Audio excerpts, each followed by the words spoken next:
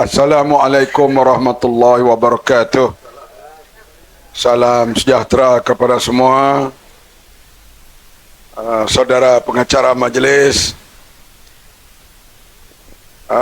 bekas MB Terengganu, Datuk Ahmad Said, Datuk Loman Adam, saudara saya bekas Esko Selangor ini pun serupalah, saudara Khairuddin, anak biasa juga jadi peguam saya dulu, dan semua hadirin hadirat yang dihormati sekalian. Saya janji nak datang, saya datanglah, dan turun di Kuala Terengganu hujan dalam perjalanan sampai di sini. Sampai sini pun hujan terlalu lebat, duduk dalam kereta tadi dalam 10-15 minit dulu baru boleh keluar. Jadi memanglah bila majlis ceramah, kalau hujan, masa orang datang, cedera lah. Itu dia mula tadi hujan pukul 8. Dan sekarang pun belum berhenti lagi. Hadirin hadirat yang dihormati sekalian, kita tengok dari segi undi orang Melayu. Daripada merdeka sampai sekarang, dia berubah bila ada sentimen yang ditanam. Dia ada satu perkara yang diletakkan dalam pemikiran orang dan orang yakin. Kalau dahulu tahun 59 dan 69, waktu itu isu yang paling hebat dimainkan oleh pembangkang, PAS lah waktu itu. Saya masa itu belum aktif dalam PAS lah, budak-budak lagi. Iaitu isu bahasa, isu kerakyatan waktu itu, dasar Josuli. Maka penceramah PAS waktu itu, kalau dia bersyarah, dia bercakap soal kaum lah, nasionalisme Islam. Pantun mereka, ayo laju-laju sampai pokok sena, habis hak Melayu bagi kat Cina. Maudhu' dia begitu. Dan tahun 59 kita dapat memerintah Kelantan Terengganu, dan tahun 69 kekal memerintah Kelantan, dan ahli pembangkang daripada PAS banyak. Lepas itu dari sekalian, secara umumnya orang Melayu menyokong Perikatan dan Barisan Nasional. Sampailah ke tahun 90, bila berpecahnya Tengku Razali dan Tun Mahathir, lahir Semangat 46, lahir Angkatan Perpaduan Ummah. Maka Kelantan yang hilang kerajaan tahun 78 dapat semula tahun 90. Kerana 46 pecahan daripada UMNO bergabung dengan PAS, maka kami menang 52-0 di Kelantan. Masa itulah saya jadi wakil rakyat. Jadi UMNO pecah, kami bertuah. Dapat merintah Kelantan. Kemudian secara umumnya orang Melayu terus bersama dengan UMNO Barisan Nasional. Berlaku sekali lagi perpecahan pada tahun 99. 98, iaitulah isu yang menimpa Datuk Seri Anwar Ibrahim. Lahir kumpulan reformasi. Inilah antara anak-anak yang lahir reformasi waktu itu. Maka tahun 99 itu, tahun itulah PAS menang paling banyak kursi parlimen, 27 kursi. Kalau orang Cina dan orang India mengundi pembangkang waktu itu, tahun 99, kami dah perintah dah. Loman Adam hero lah masa itu. Hero Sumpah Matampau dan sebagainya. Memang orang Melayu mengundi pembangkang cukup tinggi. Tapi orang Cina dan India cara umumnya tetap dengan Barisan Nasional. Maka kita menang, tak cukup untuk mengambil alih Malaysia.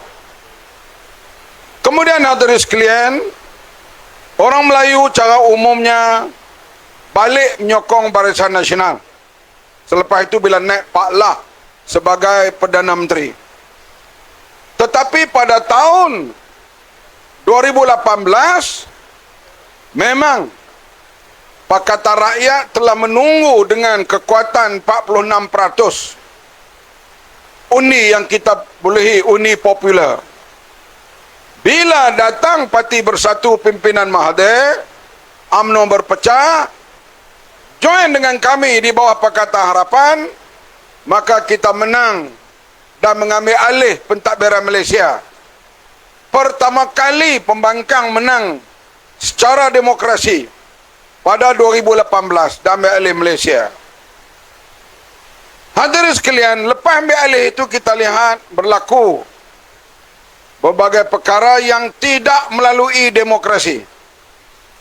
Di antaranya berlaku Sheraton Move, iaitu ambil alih kuasa tidak melalui pilihan raya. Bagi saya, Sheraton Move ini satu kecelakaan bagi politik Malaysia. Kita bukan kira siapa menang. Menang pilihan raya, ambillah. Macam kami dulu dalam pembangkang lama dalam PAS. Kami ceramah di Terengganu ni orang ramai. Kita dapat kutip derma ribu. Kopiah putih memanjang. Datang pilihan raya kalah. Kita terima. Kita terima. Kita tengok dulu peristiwa Mamali. Kami berceramah di Kedah sampai kereta yang paling akhir keluar jam dekat 4 pagi. Ramainya. Datang pilihan raya menang 3 kerusi, Datuk Loman. Sebab orang Cina dan India belum pangkah, belum undi pembangkang waktu itu. Adalah, tapi tidaklah banyak seperti tahun 2008. Artinya, kita terima keputusan pilihan raya, walaupun kita tahulah, kita ceramah orang ramai, derma orang bagi, tiba-tiba datang pilihan kalah. Kita terima. 3 hari letih, kemudian buat kenduri kesyukuran, lawan lagi. Tapi 2018 kita berjaya, alhamdulillah. Dan BN pun terima waktu itu. Datuk Najib Tun Razak bila dah pukul 1 malam, 1 pagi, didapati bahawa Pakatan Harapan cukup kerusi. Masa tu orang kata Najib nak istihad darurat lah, apa semua macam-macam cerita. Tapi bila dah pukul 1 pagi lebih kurang 2018, Pakatan Harapan cukup kerusi dan kita pun istihad menang, dan lepas itu Tun Mahathir pergi angkat sumpah sebagai Perdana Menteri. Artinya kita pilih demokrasi perpilihan raya, biarlah menentukan pemerintahan melalui proses pilihan raya. Tapi apa yang berlaku Sheraton Move itu satu malapetaka kepada demokrasi di Malaysia ini. Hadirin sekalian, seperti disebut rakan-rakan tadi, kempen yang utama dimainkan ialah isu perkauman. Islam terancam. Anwar Ibrahim liberal. Kalau menang mereka ni merintah, lelaki boleh kahwin dengan lelaki, perempuan kahwin dengan perempuan. Dimainkan isu ni cukup hebat. Dan hadirin sekalian, kebetulan anak-anak muda yang dapat mengundi, pertama kali undi 18 tahun, anak-anak muda membaca TikTok dan sebagainya. Maka hadirin sekalian, kita lihat keputusan pilihan raya 2022, Allah mentakdirkan kepada kita satu puak mana pun tak cukup kerusi untuk merintah. Padam muka. Siapa pun tak cukup. Kami Pakatan Harapan dapat 82. Parti Lokman dan rakannya dapat 30. Perikatan Nasional 74. Macam mana nak buat? Kita, negara kita ni orang kata very fragile. Ada berbagai kaum, agama, isu sensitif ni senang ditiupkan. Macam berlaku 13 Mei dulu. Bayangkan kalau sebulan tak ada Perdana Menteri. Apa nak jadi? Di sinilah pertama kali Raja-Raja Melayu campur tangan selepas pilihan raya. Campur tangan bukan pilih mana parti, campur tangan supaya tubuh kerajaan perpaduan. Maka Mahyudin tak terima, cara umumnya Datuk Seri Anwar terima. Bila terima kerajaan perpaduan, BN sokong, cukup kita ngam-ngam 112. Iaitu kami 82, BN datang 30, 112.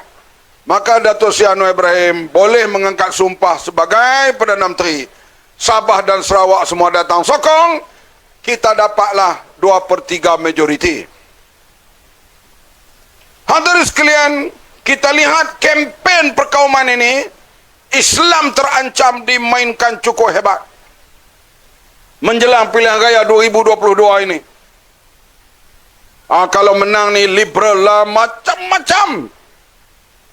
Dan anak-anak muda dan orang Melayu, termasuk di kalangan UMNO, di kalangan orang Melayu umumnya lah yakin.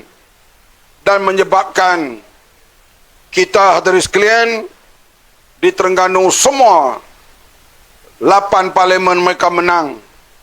Di Kelantan semua parlimen mereka menang. Di Kedah semua parlimen kecuali 1.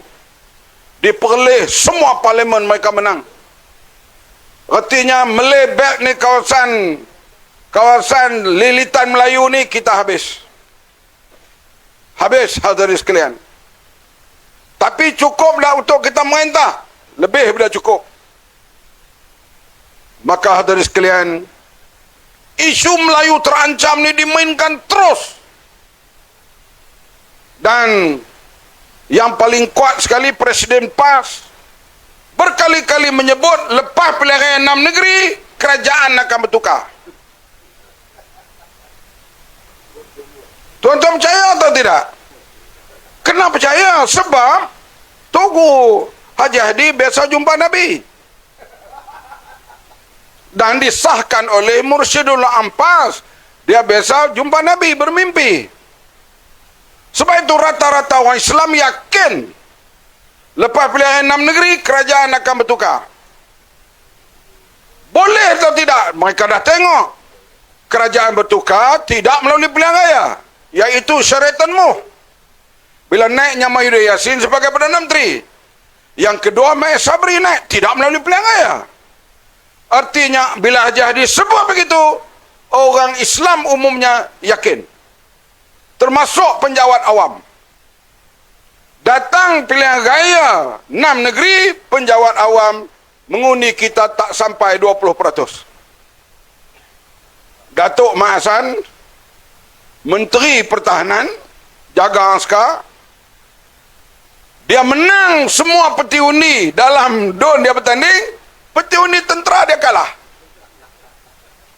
Kenapa? Kerana keyakinan bahawa lepas pilihan 6 negeri kerajaan akan bertukar.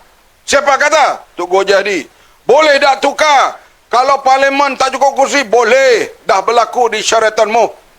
Sebab kalau 6 negeri ni mereka sapu sampai Selangor mereka menang, Sabah dan Sarawak akan pusing, menyebabkan kerajaan akan bertukar. Sebab itu kita kena jangan marah kepada penjawat awam yang pilihan 6 negeri dulu tidak mengundi kita. Sebab dia yakin begitu. Siapa kata? Ulama besar. Tak yakin? Jaga kau. Saya tak mau sebutlah, tapi selalu mereka sebut begitulah. Bila hadirin sekalian selepas pilihan raya 6 negeri, kerajaan tak jatuh. Memanglah mereka menang besar di Terengganu 32-0. Di Kelantan 43-2. Di Kedah 3 dimenangi oleh kita. Habis mereka sapu. Perlis dah menang dah sebelum tu. Selangor hampir 22 mereka menang, termasuk kawan kita ni kalah. Melayu tahun ni dia pada muka. Sebab apa? Sebab Islam terancam. Anwar Ibrahim ni Perdana Menteri ni liberal. Apa ni LGBT dan sebagainya. Orang kampung yang tak pernah dengar LGBT pun dah mula dah apa menatang LGBT tu. Maka dari sekalian, bila Enam negeri ini walaupun undi kita, undi Melayu lari banyak, tapi kerajaan tak jatuh. Selangor kekal, Pulau Pinang kekal, Negeri Sembilan kekal. Kemudian Ketua Menteri Sabah, Ketua Menteri Sarawak, Premier Sarawak, Ketua Menteri Sabah kata, kami akan tetap bersama Perdana Menteri sehingga pilihan raya akan datang. Artinya kerajaan ini tak jatuh dah, kukuh insya-Allah. Datang pilihan raya Negeri Semil di Johor, Simpang Pulai dan juga Simpang Pulai dan Simpang Jeram, kita lihat undi penjawat awam kita dah dapat 50%. Nampak tak? Nampak tak naik? Datang di Pelangai, undi penjawat awam kita dapat 65%. Kalau kita menang pula di Kemaman ini, penjawat awam akan kembali sepenuhnya. Kita akan dapat pilihan akan datang sekurang-kurang 80% daripada penjawat awam. Baik itu kita kena bersabar sikit. Dan Islam terancam dijawab dah tadi oleh saudara Yaakob kita. Memanglah bila mereka tak ada kuasa dalam parlimen, saya ahli parlimen waktu itu, usul 355 dibawa oleh Marang. Berkali-kali kita usulnya terlepas ke bawah karena urusan kerajaan didahulukan. 355 kempen lah sampai di Pulau Pinang itu. Seorang ustaz, ketua PAS kawasan Padang Serai, dia kata, Wan Azizah, masa tu Wan Azizah ahli parlimen Matampau, jaga, kalau ada usul 355 kamu tak undi, mati nanti kami akan tanam di jerat Cina. Kita pun ada disclaim masa tu, bersemangatlah. Takdir Allah Subhanahu Wa Taala, mereka dapat kuasa melalui syaratan Muh. Masa mereka berkuasa, mereka bawa ada isu 355 ni. Kenapa? Bila dah hilang kuasa, sekarang timbul balik. 355 dah jadi rokok 355. Yang dapat kuasa, yang dapat buat apa? Menambahkan judi, draw judi. Yang telah dikurangkan oleh Menteri Cina Lim Guan Eng. Dah kurang daripada 22 kepada 8. Mari puak-puak pah bersama pemerintah ni naik balik ke 22. Yang ni mereka tak bagi kuliah di kampung. Kalau tak mari dengan ceramah kita ni, tahu tak benar ni? Tapi malah ni hujan nampak. Macam mana kalau tidak ni semua penuh ni bukan tahu. Oh ini perangai pah. Sekarang berkumpul di depan mahkamah. Doa tak kira punya panjang. Orang doa ni minta kepada Allah, minta Allah buka apa hidayah, beri petunjuk, beri kuatan pada umat Islam. Ni doa maki orang. Itu daripada dulu. Dia ingat Tuhan tu kuli dia. Suruh Tuhan buat semua. Dia buat Tuhan macam kuli. Ya Allah Tuhan kami, musnahkanlah lawan kami. Amboi. Ada sekali ini yang kita lihat berlaku dan kita alhamdulillah kita lihat, saya tak sangka sama sekali bijaksananya UMNO Barisan Nasional memilih bekas Panglima Angkatan Tentera menjadi calon di Kemaman ini. Saya Menteri Pertahanan sempat bersama dengan Tan Sri Raja Effendi ini. Saya sempatlah mesyuarat 2-3 kali dalam majlis Angkatan Tentera. Dan dia yang sambut saya. Masa itu saya nak angkat tabik pun tak pandai lagi. Dia Panglima Angkatan Tentera daripada askar Melayu. Artinya kalau kita ini tidak memperjuangkan Melayu, tak pertahankan Melayu, tak pertahankan kedudukan Islam, adakah bekas Panglima Tentera akan bersedia menjadi calon kita? Ini satu perkara yang hebat berlaku di Malaysia ni. Panglima Angkatan Tentera ni tahu. Dia punya protokol, dia macam raja. Bila dia ada 4 bintang ni. Dan orang macam ini menjadi calon. Tengah-tengah mereka duk kata Islam terancam, Melayu tak terjamin. UMNO dan dia bersudi menjadi calon UMNO, BN dan Kerajaan Perpaduan. Ini satu petanda, hadirin sekalian, bahawa orang yang ada otak, fikiran, Panglima Angkatan Tentera ni penuh dengan strategis dalam pemikiran mereka. Hak Melayu, kedudukan Melayu, Raja Melayu dan sebagainya ada dalam pemikiran mereka. Sebab mereka bersumpah mempertahankan kedaulatan negara, perlembagaan negara. Ini Panglima Angkatan Tentera. Kalau tentera biasa begitu, tambah Panglima dah. Panglima Angkatan Tentera, PAT, Tan Sri. Sebab itu, hadirin sekalian, kita harap Islam terancam, Melayu terancam dengan turunnya Panglima Angkatan Tentera menjadi calon kita. Kita harap lawan kita itu tolonglah slowkan benda ni. Tutuplah kamus kamu itu. Dan kita yakin Tan Sri Raja Effendi ini InsyaAllah akan menang di Kemaman ini, akan membawa satu wave baru, satu ombak baru untuk menghakis yang mengatakan kerajaan kita ini menghakis, iaitu Islam terancam dan kedudukan Melayu terancam. Inilah saya harapkan sampaikanlah semua kepada orang ramai. Saya yakin di Kemaman ini perubahan bermula di sini, di negeri Terengganu, insyaAllah. Ombak di Kemaman ini, insyaAllah akan melanda sampai ke Besut. Manusia ini berubah dulu, kita lihat. Kami biasa menang, kami biasa kalah. Kita BN dulu biasa kuat.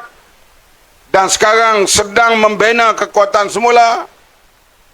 Saya sebut, untuk di negeri Terengganu ini, kalau kita nak rampas semula daripada kerajaan PAS, mau tidak mau, UMNO kena kuat semula di Terengganu. Payah Mamat nak kempen tu. 44 tahun lawan UMNO. Lawan UMNO. Tapi kalau mereka, orang Melayu, tak mau pulih, tak mau kembali yakin, tak mau bersama dengan UMNO dan BN semula, maka kekalah pemerintahan yang ada sekarang ini, perjuangan Islam mereka berlakon bila mereka tak ada kuasa. Bila ada kuasa, dielak untuk berbincang atau melaksanakan apa yang mereka canangkan.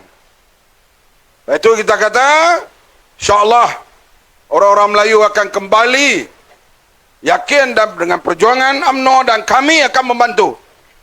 Daripada amanah, keadilan, Pakatan Harapan, kami akan membantu. Kekuatan utama mesti kekuatan UMNO pulih di Terengganu ini, dan kita mau, saya yakin pilihan akan datang, kita kekal memerintah kerajaan perpaduan insyaAllah. Sebab kita ada Sabah, Sarawak, Melaka, Negeri Sembilan, Johor, kekal memerintah insyaAllah. Tapi kalau 4 negeri ini kita tak menang kursi parlimen, kerajaan kita dianggap agak tempang. Kita mau kerajaan kita teguh, kita mau di negeri-negeri Melayu ini akan ada wakil rakyat di peringkat parlimen. Dalam parlimen saya tengok hari saya masuk, belah sana tu Melayu Bumi Putra, belah kita ni campur. Jadi orang kata bila Melayu ni pembangkang, kita tak mau. Kita mau bila akan datang salah satu yang duduk belah kita ni daripada ahli parlimen Kemaman. Boleh semua? Sekian dulu. Kita bertemu semula insyaAllah hari Jumaat lusa. Wabillahi taufiq wal hidayah. Wassalamualaikum warahmatullahi wabarakatuh.